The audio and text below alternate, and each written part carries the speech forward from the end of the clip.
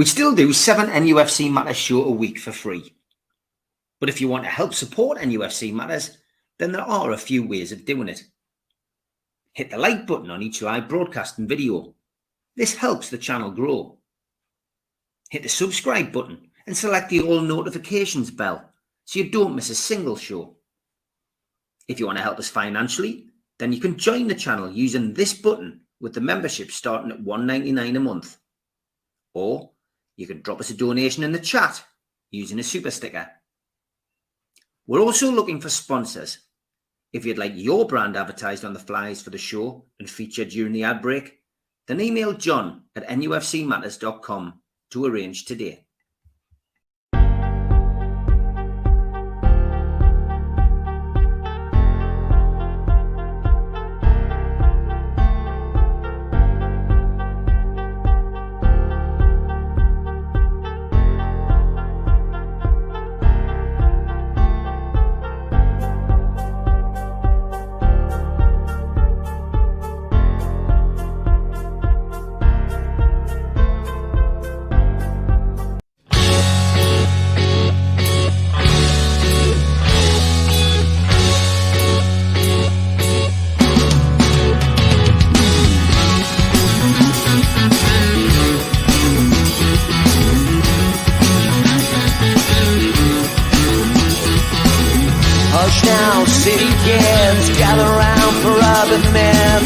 Hush now, city kids.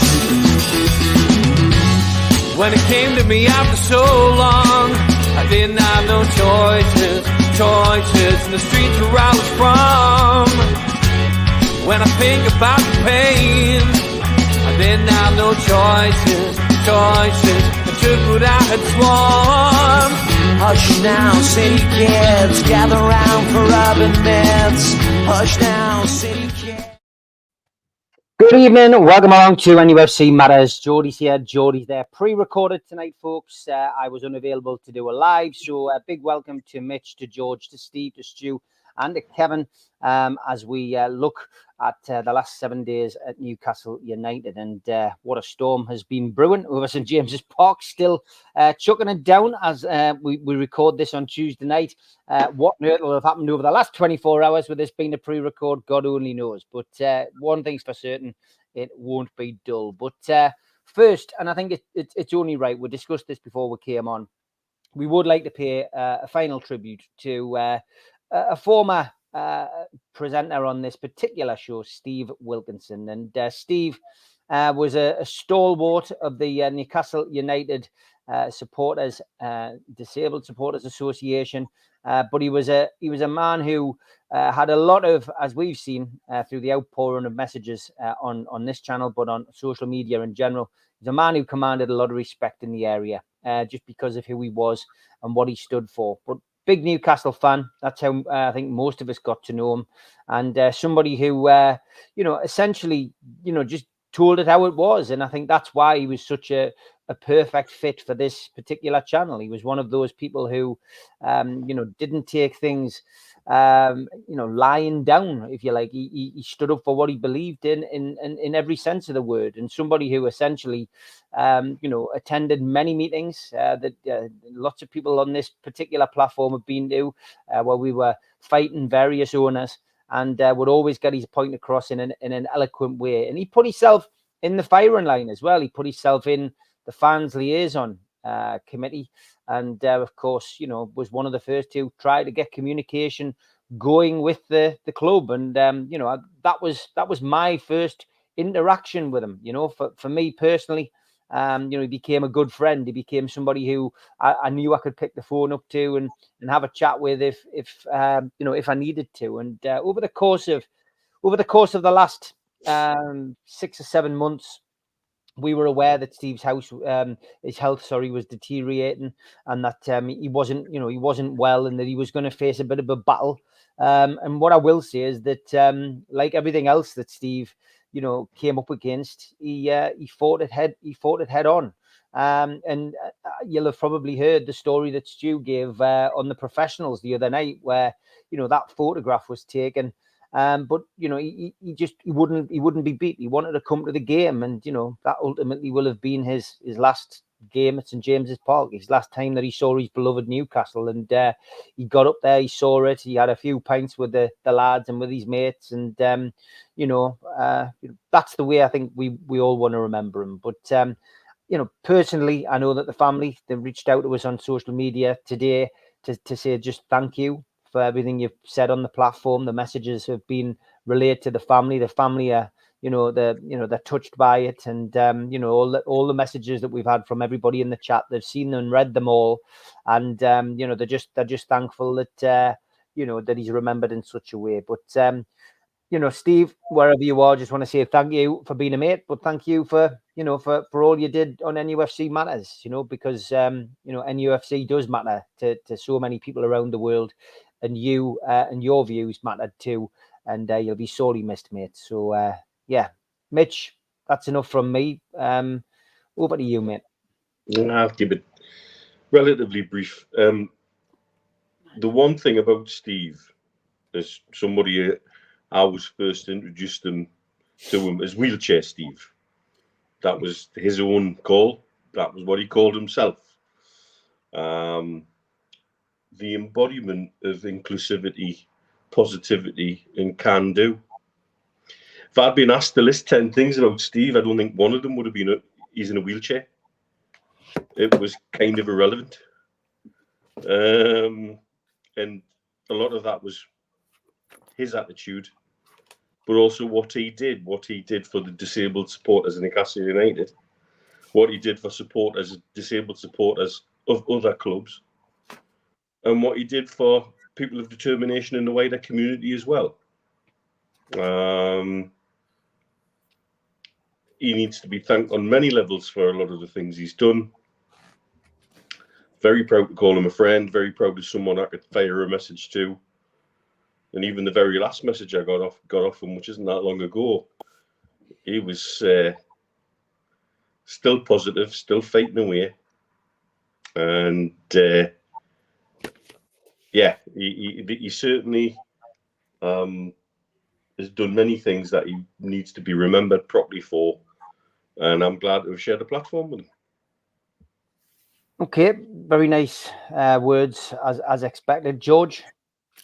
Well, I knew a lot about him, Steve, before I met him, because there's 2 or 3 members of the Disabled Supporters Club in the university, and they used to talk eloquently about this Steve, who I never didn't know.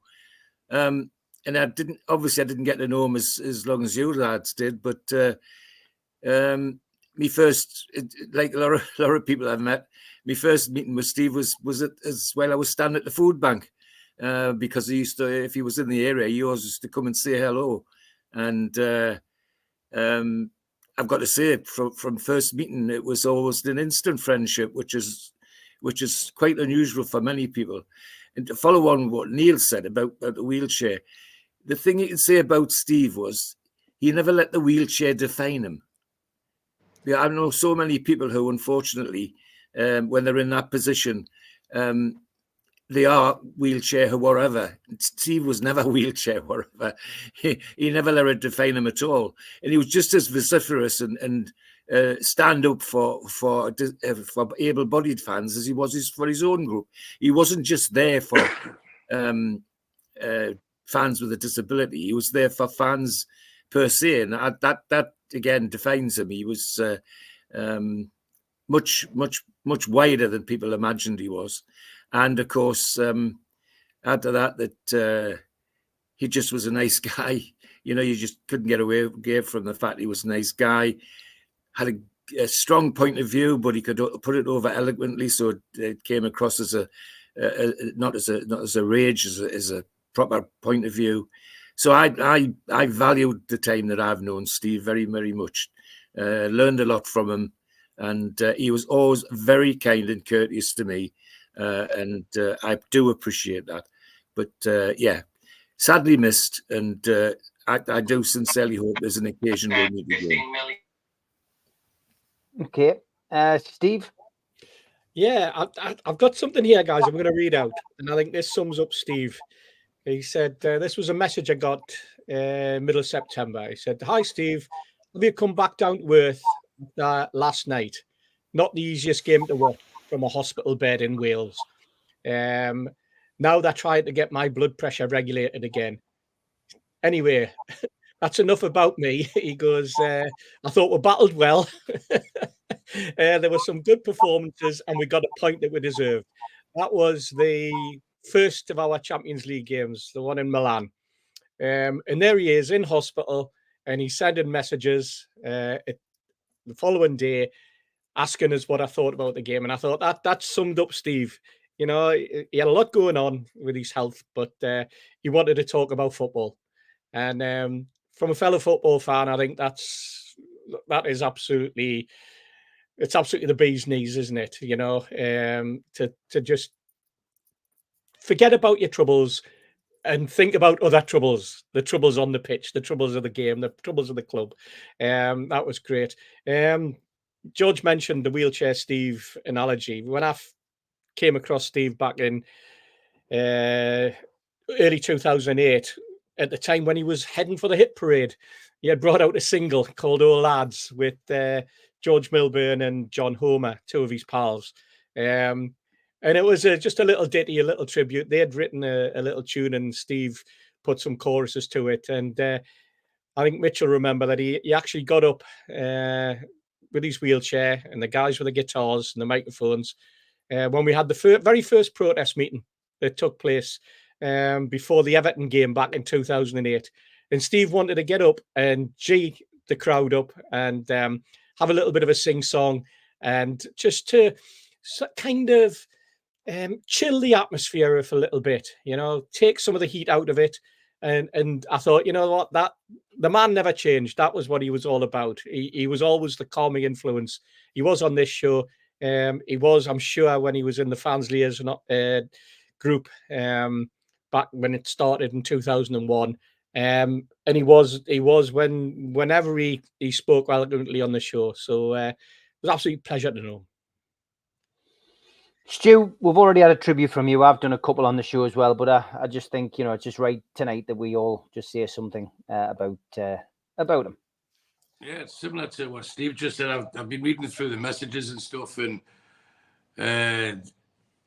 one thing that shines through was his passion for Newcastle, but also he was never ever going to let his disability or his illness beat him. He was very unassuming, definitely family orientated. He never seemed to flap, even when we were discussing things on this panel. He never seemed to flap, and even through his what ended up being his terminal illness, he never complained. He just thought, "I'll take this head on and I'll give it my best shot." And for something like that, it is an inspiration. And for me, never has a phrase, a person of determination been more apt than for Steve Wilkinson. And he'll be sorely missed. And I'm just glad now he can actually rest in peace and be at peace. And hopefully he'll be, well, not hopefully, I know he'll be watching the tune and we win a trophy for him very, very soon. There's too many good ones getting taken too early. And Steve certainly falls in that category. Yeah. Kev, you got to know Steve on the show. Give us just a few words. Yeah, I just wish I met him in person after all the stories and things that you hear about him and what he represented as an actual person. So I didn't have that pleasure of meeting him in person. I met him virtually in person, which was a great pleasure to do so. It's reminiscent of my dad in terms of his illness and his fight and his desire as a Newcastle fan to keep going regardless of whatever the situation is, like everybody's alluded to. Now, granted, he wasn't in a wheelchair, but he still had that terminal illness essentially. So it brings back a little bit of a lump in my throat from a personal level. But at the same time, he's with my dad, he's not hurting no more. He's at peace. And just to close it out, to the family, may God be with you. Godspeed. He'll get you through. Stay strong. for him, because he will be literally screaming down at you, is what you're all doing about it. Just get up, could fight like me, and you'll get through it on a daily basis. It's hard, it's difficult. I still deal with it daily, but Godspeed to you, Steve. And it was a pleasure to meet you across this platform. And I'll have a pint for you later. Good stuff, lovely tributes, and our thoughts are with his family at this difficult time. Okay, Steve would have wanted us to carry on with the show. The show must go on, as they say. And Newcastle United, wow, Mitch, where on earth do we start with the weekend that we've just had? I mean, Sunday, I think Friday and Sunday, we both, managed to get a bit off our chests, but it's been ongoing. The latest name, obviously, is Miguel Almiron, linked with a move to Al Habab in Saudi Arabia. Newcastle have been busy in the transfer window, though. I thought we had no money to spend.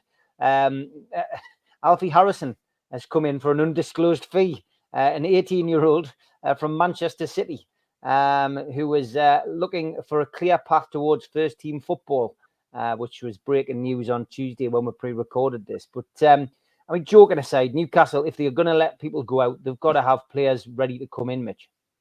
I think that's the only way it can work. Doing anything else would be suggesting that they've given up on this season. And the optics on that are not very good at all. Or it would say they've given up on how. And the optics on that are even worse. So I think if there is any outward movement, it's got to be balanced with inward. And it will be. I'm very acutely aware a lot of people are still triggered by certain things that we knew how it would work under Ashley. I've even seen people saying this is like an Ashley transfer window. The one thing we know is not going to happen is that any money that comes in is not going to be pocketed. I still feel that the focus is towards summer and always was. The peculiar situation with injuries and a few other things has created this situation with, I think Eddie does need some help via the transfer market. I'm quite happy that as it stands as we speak tonight, where we're recording, the word is the bid on Trippier from Bayern Munich's been rejected. I personally don't think that'll be the end of it, as people are watching this will have had another 24 hours. But what I'm pleased is that we're not just, again, it's a big signal that this isn't the Newcastle United of old, when a club like Bayern Munich come along and say, we want your player and there's some money. We just don't go, thank you very much. It's not just Mike Ashley would have done that. There's plenty of chairmen in Newcastle United previous to that would have done that.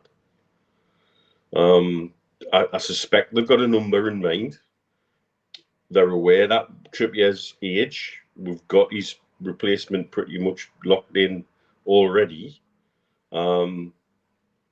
If that figure is then matched, and that allows us to do some more movement in the transfer market that improves the squad, we've got to be realistic and non-sentimental about that.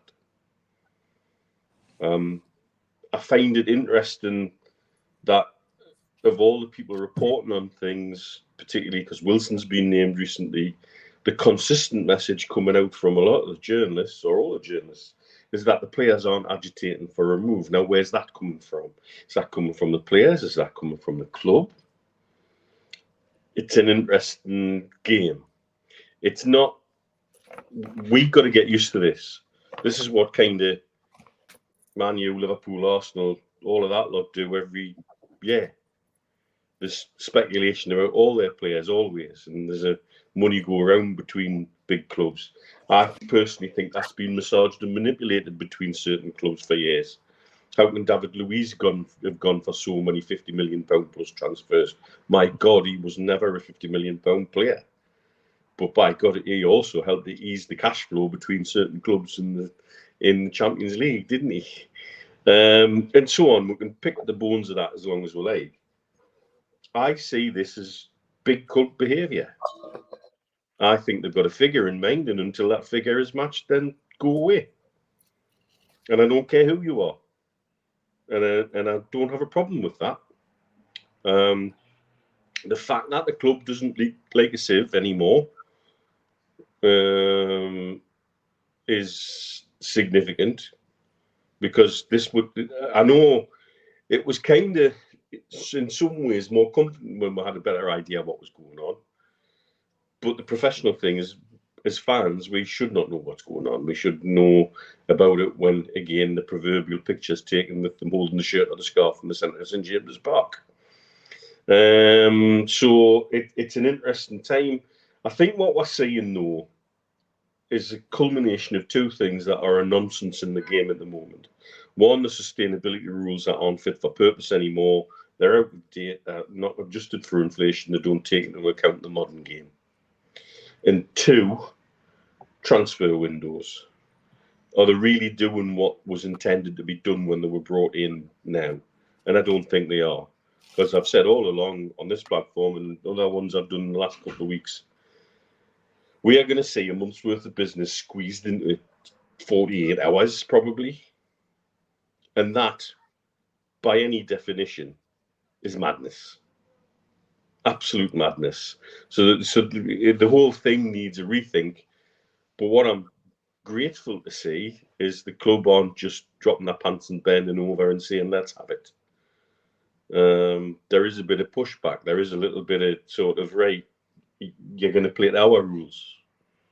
And so, yeah, like I say, this entire conversation may be nonsense by 24 hours. Yeah, we don't know be. what's going on. But I don't think it will be. I still think there's mileage in all of these stories. Okay, George, your thoughts on the continuing saga? We had them on the fans forum, of course, but you don't get as much time to speak on there. Well, yeah. I mean, it's ridiculous. We're talking about, as Neil just said, we're talking about all sorts of things that might happen, but it's perceivable that nothing will happen. I mean, that's how ridiculous it is. The other thing I'd pick up on what Neil said is, if there are moves, they've got to be for Newcastle United's reasons, not for anybody else's. And I'm heartened by the fact that players are apparently saying they don't want to go anywhere, which is great. But of course, as Neil's right again, where does that come from? And you've got to take that all with a pinch of salt. There's a positive side. I mean, they're talking about Newcastle United, which is something. And it's just so maddening that it's all so confused and contrived and almost made up is the downside. On terms of the particular players, well, as I say, if they go for our reasons, not for somebody else's. And the only reasons our lot seem to be thinking about, and I think they're absolutely right, is the right money. Is it the right money? Trippier's a slightly different kettle of fish from my point of view. Trippier isn't just a player. He's become a bit of a vanguard since he came to Newcastle United. And remember, he was the first one that came in when we were heading. Everybody in the world was saying we're heading for the championship. He was one of the first came in, threw his hat into the ring and said he was going to give it a go. Well, by goodness, he's given it a go. And I've got to say, apart from possibly being one of the best right backs in the world, he also is a talisman. He has a presence in the dressing room. New players come into the club from transfer. Who's there to greet them? Yes, the captain might be sometimes, but Trippier's there every time. And I think having somebody like that around the place is worth quite a bit of money, in my view, because it breeds a sense of comfort in the dressing room, that there's somebody else to talk to, that there's advice to be had, and all that sort of thing. So from Trippier point of view, I would be sad to see him go for all of those reasons as well. But I go back to the initial point. If the money's right, then it's right for the club to accept it and for their reasons. So, it's just all a nonsense.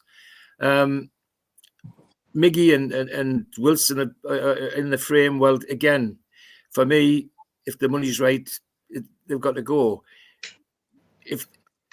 The other thing is, nobody should go if we're not getting anybody in.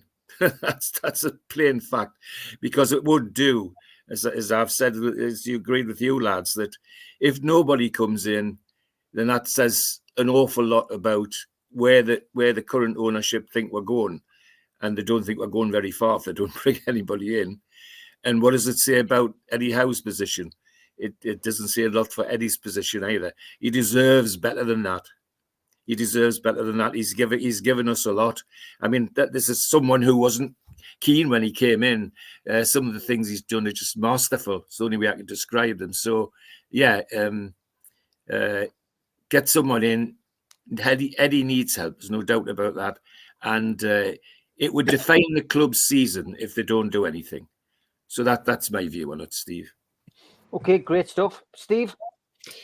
Right, well, the rest of the country gets battered by Storm Isha and Storm Jocelyn.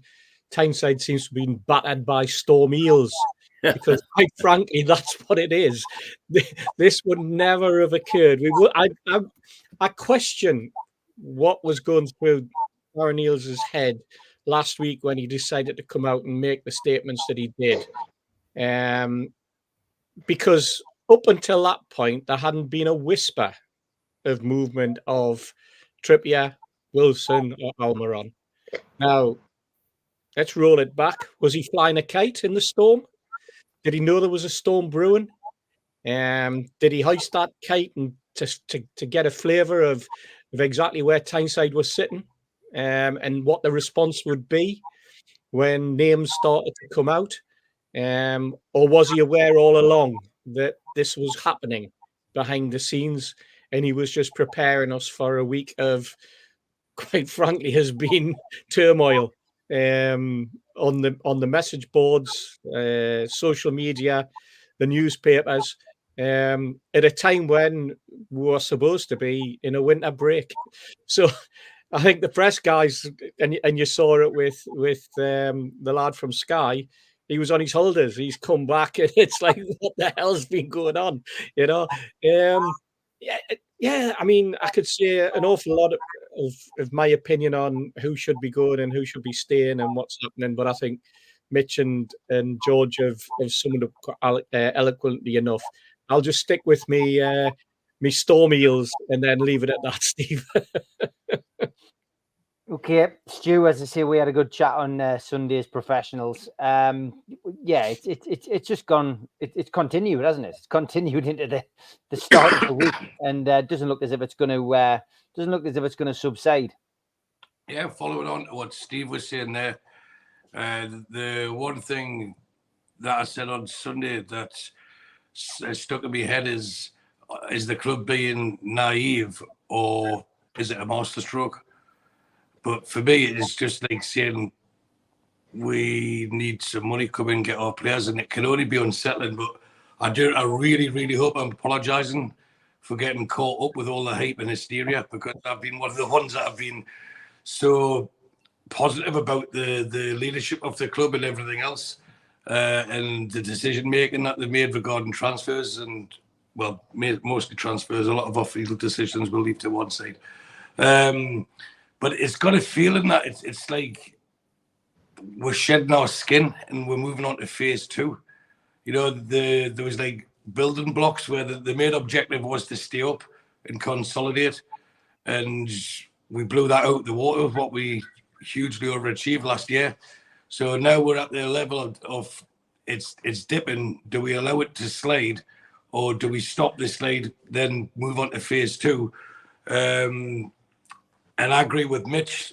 I think that was meant to be happening this summer, when if you look at the contract situation of certain players and how they could get rid of others, it was, and then the sponsorships that they would bring in, because I think it's the end of June where the new financial year would start, where they can start announcing things. And so you've got all this, I mean, this is behind the scenes, and it's probably boring for the majority of people, but I like numbers, so it sort of intrigues me on how they're going to do it, and then the ramifications of if they start introducing sponsors too early.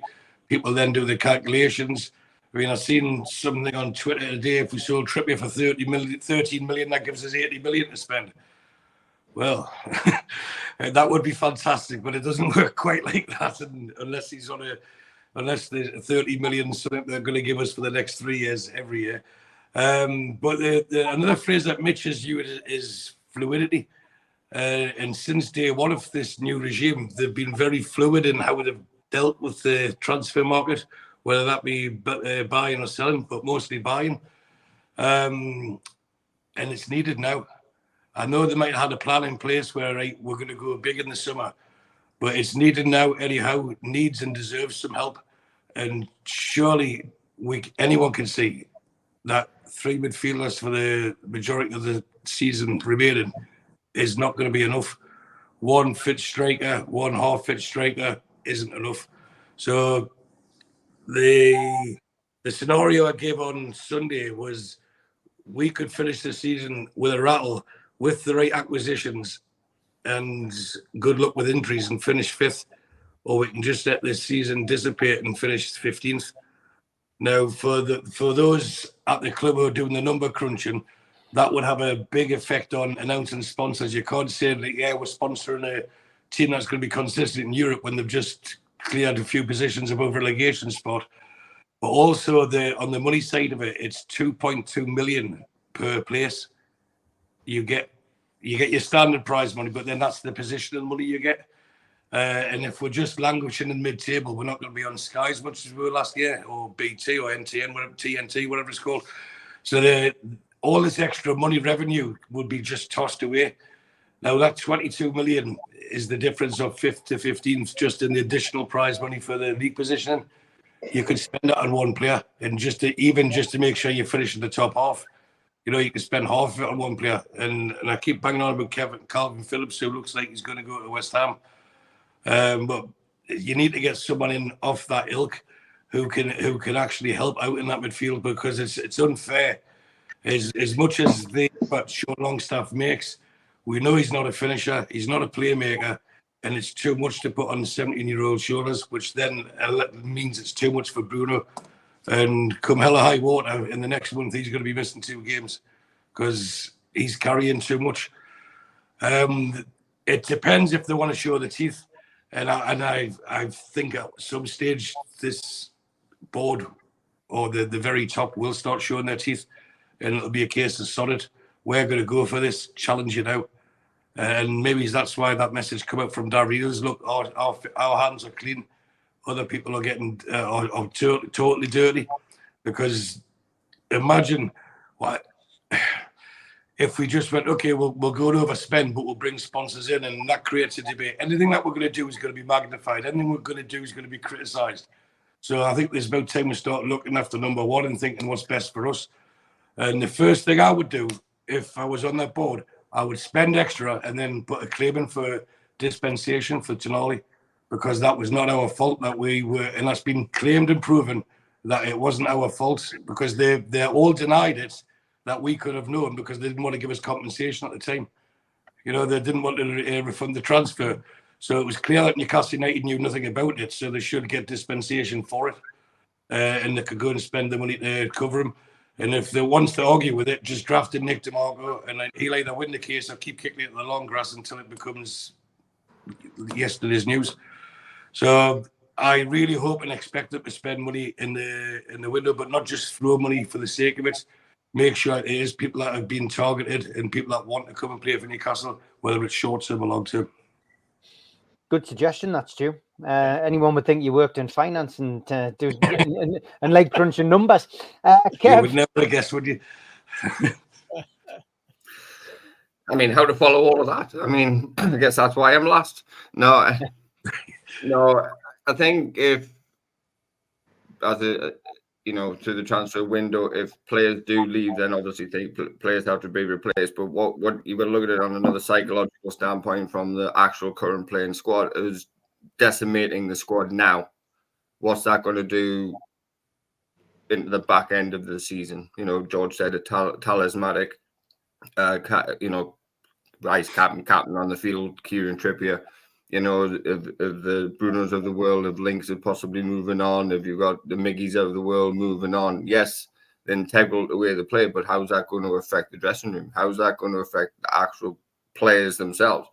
And I said Monday night regarding the intricacies of an argument on the field. Well, they could be just shouting crap at each other just for shouting's sake. But from what you see as a fan, that could have many permutations of what actually going on behind the scenes. But I think, yes, I agree with Mitch in terms of summer's the big one. I think they've pretty much consolidated where we are. The expectation of being into the Champions League, yes, that was a very welcome surprise as a club, but were we there a little early? It is what it is. We got there. But now to do a repeat with, yes, the players that we have, the introductions that we brought in, but then the extensive injury list hasn't helped in terms of, I'm just, again, looking at it from a playing staff's perspective and a coach perspective as well. That Eddie, it seems like not hands tied, but his hands have been very tied in terms of what he can actually do recently in the first half of the season. Now, are they going to allow him to untie them a little bit to bring somebody in just to ease that pressure on this playing staff? Because you can see, again, a cyclical type of idea of we'll get more injuries to different players, to different, there's all these different scenarios what he's got to come across with. So I'm just looking at it from a playing staff perspective and making their life a little bit easier and a bit more consistent across the board, instead of this player's in, this player's out. We've got to integrate him in. We've got to integrate whatever. We've lost him. We've got to find a new way of playing.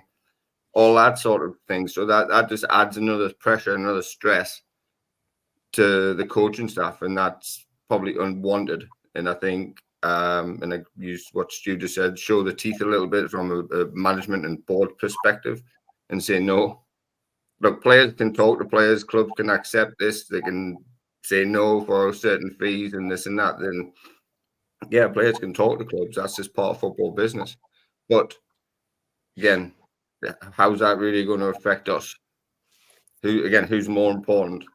We're the number one here, not you. We're the number one. We're trying to compete with you. We're not going to be your friend and say, oh, there you go. There's a world-class right back you can just have for literal peanuts. No, it doesn't work like that. So, again, I'm just main concern is obviously the playing staff and how's that going to affect them psychologically moving forward. If all this plays out, who knows? It's going to be the longest 8 days of our lives in terms of the saga that is. But once that window shuts, we then know where we are and where we can move forward. Okay, good stuff. Good points from everybody. Pre-recorded show, so if you are commenting, unfortunately we can't see them tonight. I do just want to point out a little piece of sculpture work which has been done by local glass sculptor Craig Colquhoun, who has donated this along to the night that we're doing with Keegan, Waddle and Beardsley on Thursday night. This is up for auction, so if you go into the night, take a look at it. It's based on these stances from KK, Peter Beardsley and Chris Waddle. The guys, through a bit of very clever technology, can actually sign the plinth, and that will be auctioned off on the night. It's a one-off, and I think Craig's done a cracking job, but he sent us a little video. You might be able to hear his granddaughter or grandson, I think, who pops on right at the end, but this just gives you an idea of it. What a wonderful piece this is. Here you go.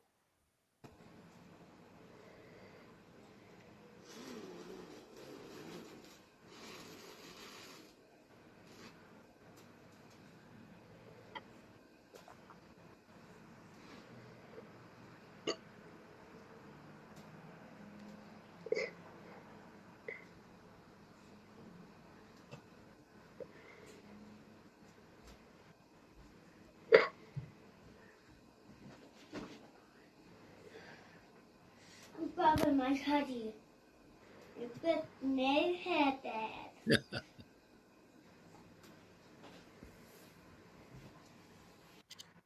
Brilliant piece, that. Fantastic. Craig, very talented guy. We have had him on the show before, but thanks to Craig for putting that in. And as I say, if you go into the Keegan Waddle Beardsley show on Thursday, you'll be able to bid on that. Don't forget as well, we have had a new show, Talk of the Tune, with Sid.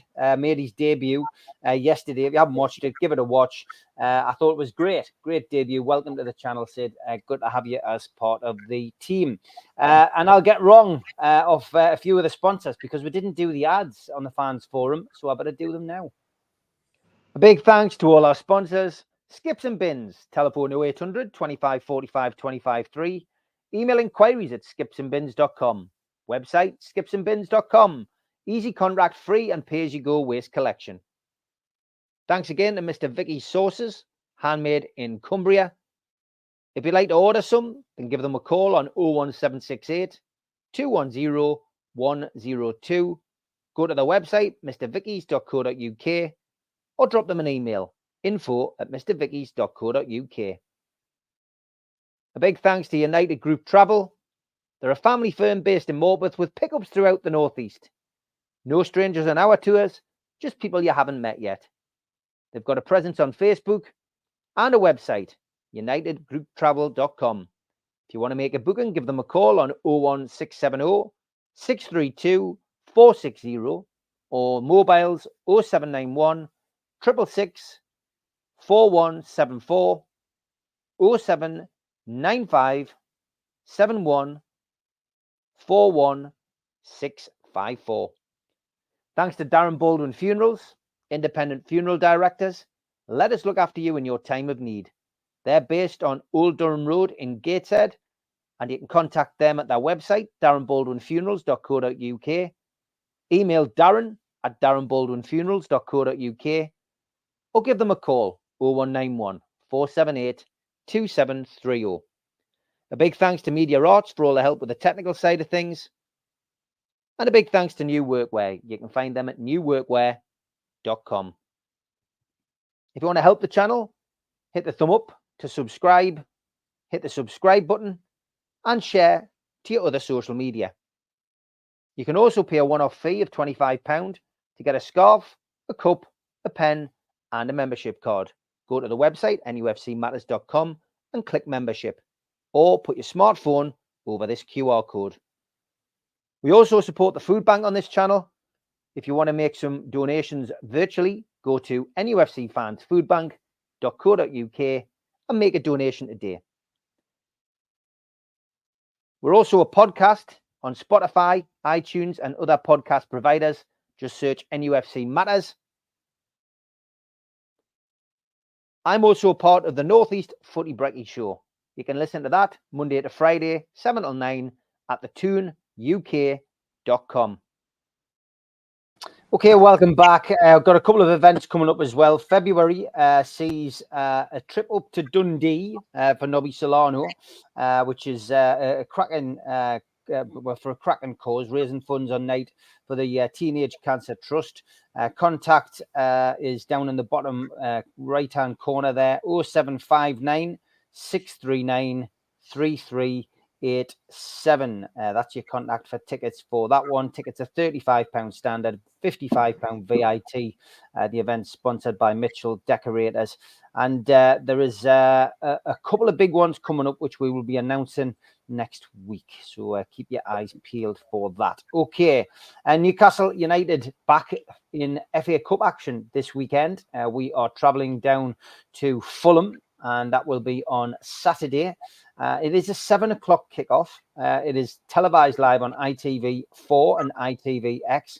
Don't forget as well, if the scores are level after 90 minutes, there will be a replay with the penciled in date, February the 6th for that one. There are details of the 5th round draw being awaited. That is anticipated to be staged on Sunday. But yeah, how important is the FA Cup to us now, Neil? I mean, forget about all the saga off the pitch. How important is it that Newcastle stay in this cup competition this season? Well, I think, as we've said all season, the next game's the most important game. And just keep it rolling like that. It would be lovely to keep some interest in a competition that we can clearly win. And let's start talking about it with a winner's mindset. Let's not just say we can get the final. Let's look at it realistically. We can beat everybody on one day. We can win this competition.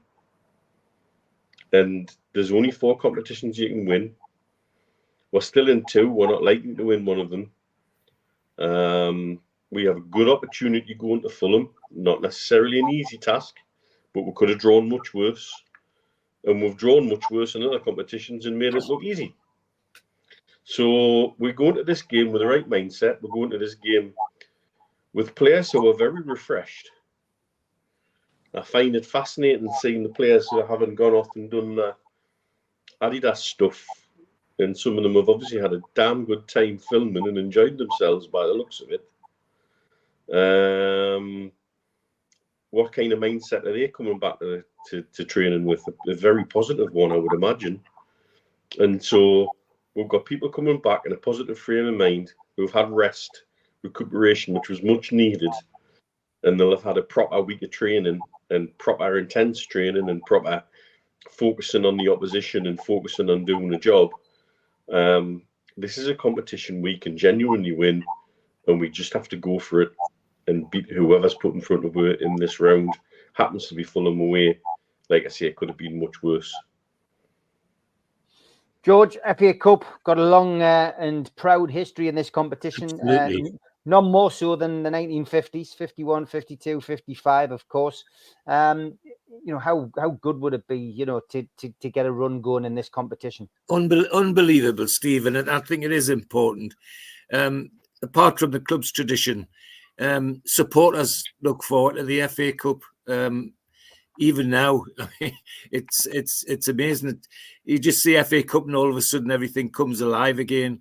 And I'm always positive, as you know, about the club, about the team. And I think this is a competition. He's absolutely right. Right frame of mind, right 11 on the pitch, and there's no problem. We could go all the way with this. It'd be nice if it could be done without replays. But if it's got to be a replay, let's have a replay. No replays, George. Sorry? There's no replays now. Is there not? I thought you said that. No, there is a replay. There is this time, Stu. I thought it was only the third round that was replays. No, there's a replay in this round as well, mate. I've just researched that before we came on, but there is a replay in this. Yeah, there is a replay for this round, mate. All right. Anyway, if it's got to be that, then we'll do that. But I think we're good enough and clever enough to get through first time. So it's a very positive message for me, and that is that we're capable of winning this game. We're capable of going all the way. So what a boost it would be for everybody, for us, for the team, for the club, to get rid of all this rubbish that's been hanging around for a couple of weeks.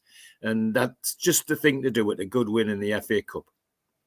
Yeah, it is coming into place, though, just to make sure that people don't think Stu's losing his mind. But it is going to come into play. Replays were scrapped for 2 seasons in 2021 and 2021-22 because the pandemic led to fixture congestion, but they returned last year. They will come into effect if any of the 32 third-round ties, which include 4 All Premier League clashes, end in a draw after 90 minutes.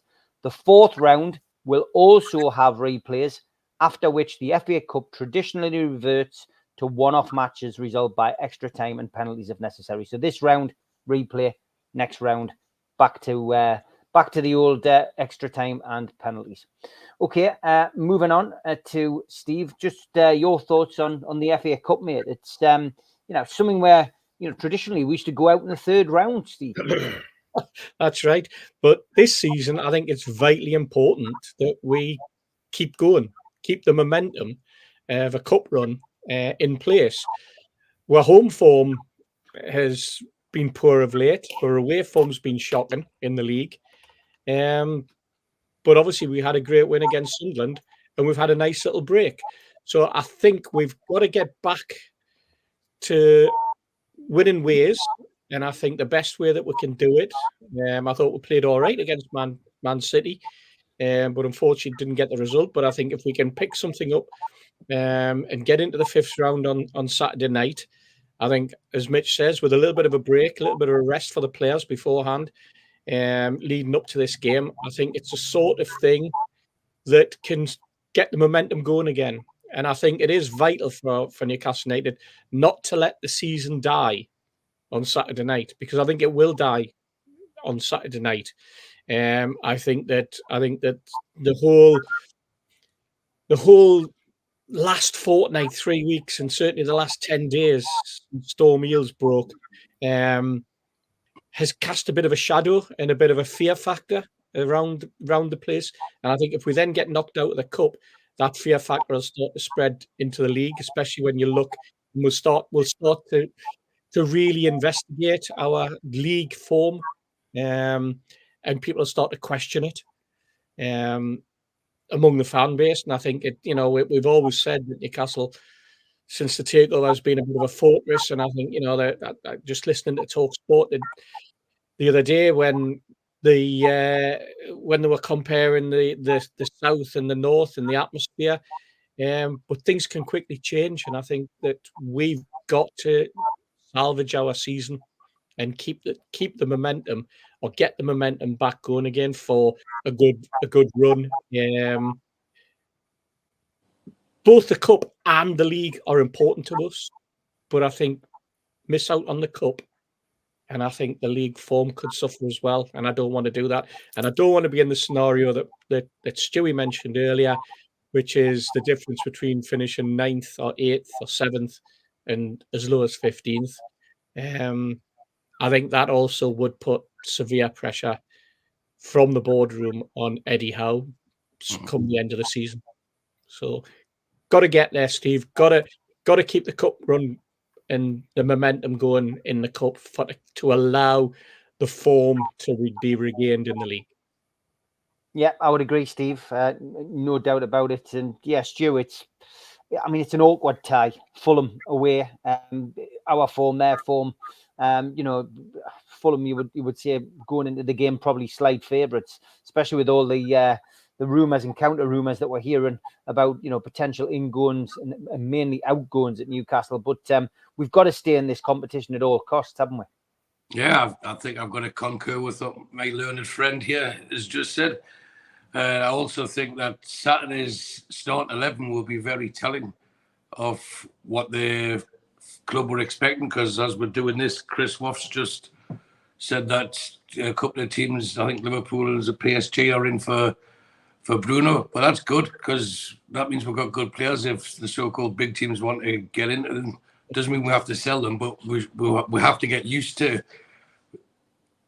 famous clubs wanting to buy our players, because we've got excellent players. But normally, if you get a full week before a game, the manager's got an idea of what his team's going to be, and he practices routines, and the training is all geared around that starting 11 and then possible substitutions. So it would be interesting if on Saturday Trippier's still here, if he starts.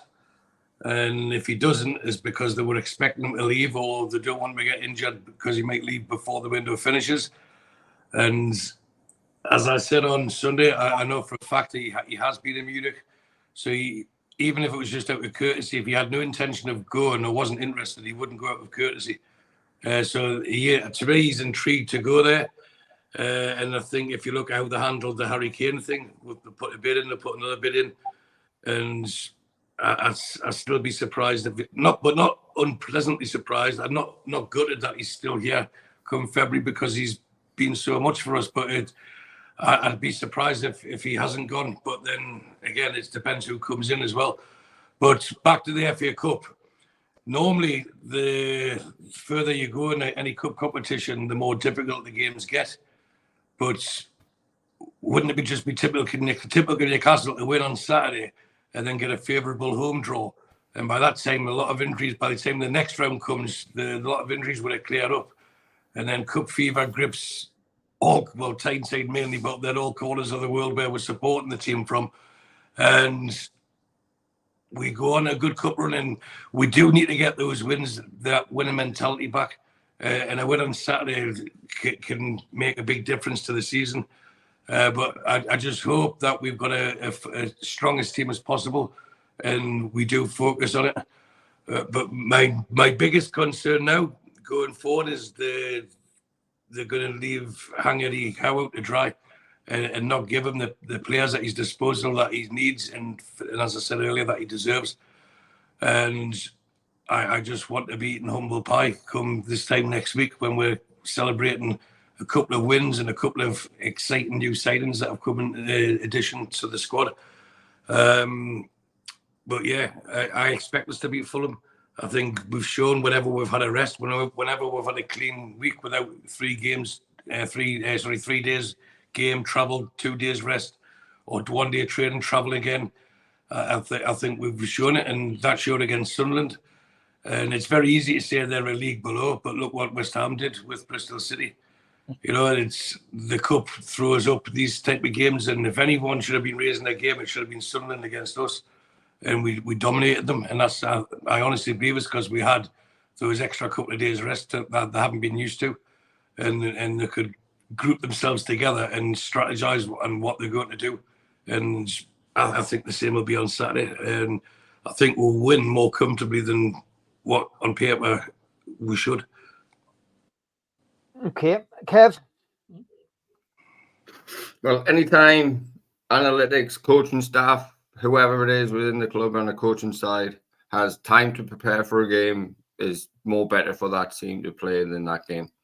NFL analogy, if you have a 2-week break and you can watch videos, you can watch this, you can see certain plays, you can do whatever, and the best coaches in the world or the best in the business always seem to come out on top. Agree with everybody, you know, basically let's go and win the oldest cup competition in the world. Why can't we go and do that? And I think with the consistency of playing in the FA Cup, playing in the league, yes, it's not every 3 days, but it's regular games of football. Yes, you still have to prepare. Yes, you still have to play whoever puts in front of you. But I think we have a really, really good shout to go and win in this cup. It was either the Carabao Cup or the FA Cup. I would rather go and win the FA Cup just because it's the oldest one. I'm a bit romantic when it comes to that. But I think with the time that the coaching staff have had with the players, plus their rest periods, yes, they've travelled all over the world and done this and done the Adidas bits and having a great time. Hey, that's what they might need. Sometimes, like in our work lives, you're just like, hey, I'm done. I just need to have a good laugh and having a good time away from actual football and training and the grind of doing the same stuff over and over again. So again, breaks are always good. Breaks are always a positive. But what's been done in terms of your Monday to Friday now, and then again you put it on Eddie Howe to say, okay, this is the game that we have to go win. This is the game that you're going to have to prove that whoever you put out. And I think even if Trippier is still with us, I think he will start. I think he'll pull out a full-fledged strong 11 that to his disposal. It's not going to be an easy game. Fulham play Liverpool in the as of tonight when this goes out. So we'll see what that comes out. You know, they've got an extra game. We don't. So again, it plays in our hands of how we want this to go. And I totally agree with Steve Hasty where this could define our season going further forward. So by the end of the game Saturday night, have we just got the league to go for, or have we got actually another handle on another competition to be galvanized and be motivated to go and actually compete in? And I think from previous Eddie Howe comments, he loves the FA Cup. He loves the competition of it, and he loves the history of it, like most football fans do. But I think he's got a little bit more of a greater opinion about that, and he wants to go and win it personally as well as with his team. And I think he'll lead us to do that on Saturday. Great stuff. Okay, we'll get predictions off Stu and Kev. Then, what's your prediction first of all, Kev? Oh, I'm first now, am I? Okay. Yeah, because I can only ask you and Stu. I could put you last if you want. No, man. Look at it as being either first or second. It's an improvement, whatever it is. I'm all befuddled here. I'll go 2-1. 2-1 to Tune. Stu?